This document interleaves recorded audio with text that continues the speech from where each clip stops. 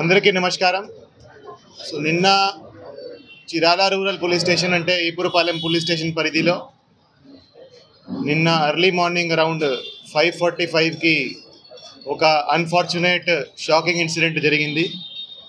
ఒక 21 years old అమ్మాయిను అత్యాచారం చేసి హత్య చేయడం జరిగింది.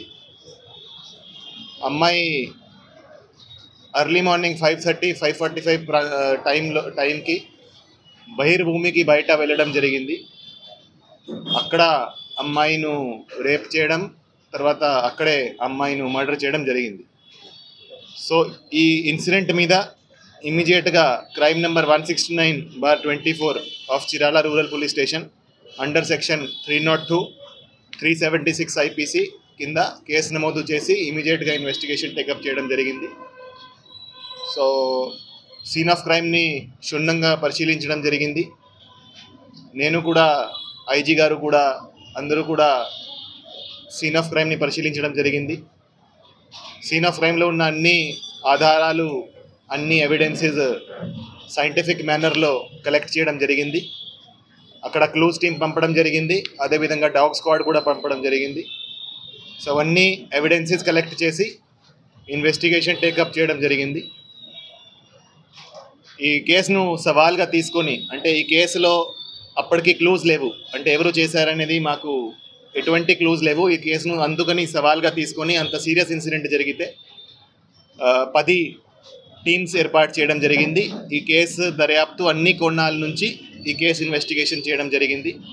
సో మన అడిషనల్ ఎస్పీ బాపట్ల విఠలేశ్వర్ గారి ఆధ్వర్యంలో DSP Chirala and DSP Bapatla, అదేవిధంగా ఇన్స్పెక్టర్స్ అండ్ సబ్ ఇన్స్పెక్టర్స్ కింద 10 టీంలు ఏర్పాటు చేసి అన్ని కోణాల నుంచి దర్యాప్తు స్టార్ట్ చేయడం జరిగింది. ఇన్వెస్టిగేషన్ పరంగా ఈరోజు సాయంత్రం చిరాల అవుట్స్కర్ట్స్లో హై రెస్టారెంట్ దగ్గర 3 ముద్దాయిలని అరెస్ట్ చేయడం జరిగింది.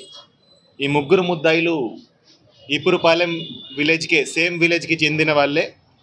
A1 Devarakonda Vijay, A2 Karanki Mahesh and A3 Devarakonda Srikanth.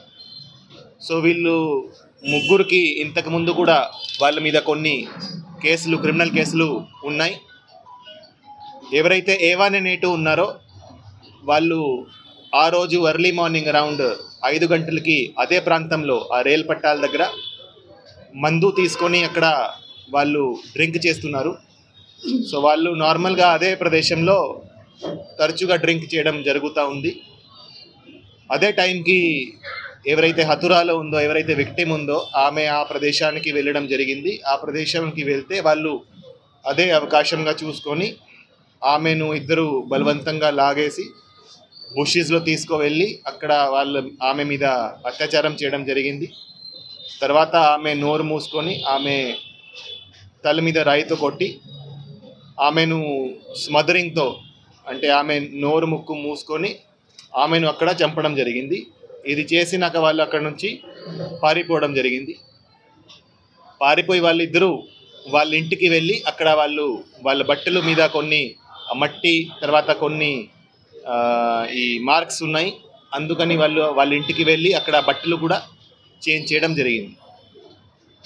దాని తర్వాత వాళ్ళు ఒక్కసారి మళ్ళీ సీన్ ఆఫ్ క్రైమ్కి రావడం జరిగింది. అప్పుడు కొంతమంది వాళ్ళను అక్కడ చూడడం జరిగింది. అంటే వాళ్ళు సీన్ ఆఫ్ క్రైమ్లో మళ్ళీ ఆ రోజు కొంతమందికి కనపడ్డారు. ఎప్పుడైతే బాడీ దొరికే టైంకి, ఆ టైంకి మళ్ళీ కనపడ్డారు.